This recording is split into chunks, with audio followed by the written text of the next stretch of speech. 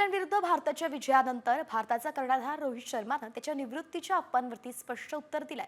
Rohit Sharma champions trophy स्पर्धा संपल्यानंतर one day क्रिकेटला निरोप देऊ शकतो अशा चर्चा होत्या, मात्र आता खुद्द हिटमॅननंच त्याला पूर्णविराम दिलाय।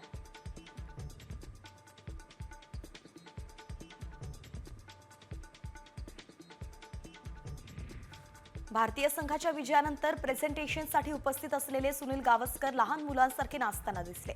सुनील गावस्कर असेच टी20 वर्ल्ड कप 2022 मध्ये सीमेरेषेजवळ नाचताना दिसले होते।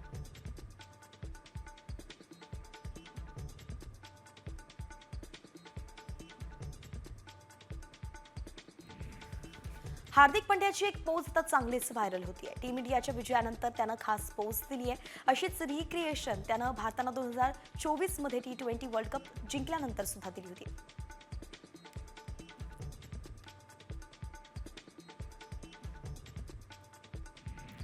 भारतानं चॅम्पियन्स ट्रॉफी जिंकताच लहानग्यांपासून तर मोठ्यांपर्यंत सर्वांनीच जल्लोष केला। असाच एक आजीचा व्हिडिओ सोशल मीडियावरती चांगलाच व्हायरल झालाय। शेवटच्या चेंडूवरती जेव्हा रवींद्र जडेजानं चौकार लगावला आणि टीम इंडिया विजयी झाली, तेव्हा या आजीनं सुद्धा दणक्यात सेलिब्रेशन केलं।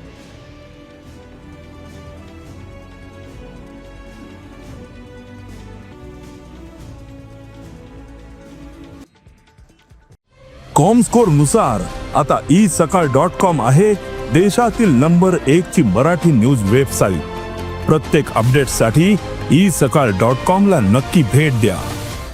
भारतीय संघानं क्रिकेट सामन्यात दणदणीत विजय मिळवलाय। रायगडमध्ये या विजयाचा जल्लोष शिवाजी चौकात भगवे झेंडे फडकवत करण्यात आला। त्याचबरोबर फटाक्यांची आतषबाजी करण्यात आली, घोषणाबाजी करण्यात आली।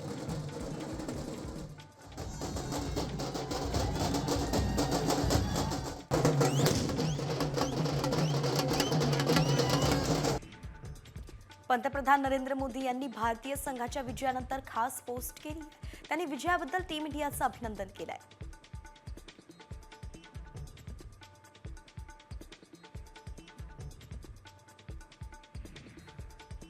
रोहित शर्माच्या वजनावरून टीका करणाऱ्या काँग्रेसच्या नेत्या शमा मोहम्मद तोंडावरती आपटल्यात। रोहितनं चॅम्पियनशिप जिंकत जशास तसं उत्तर दिलं।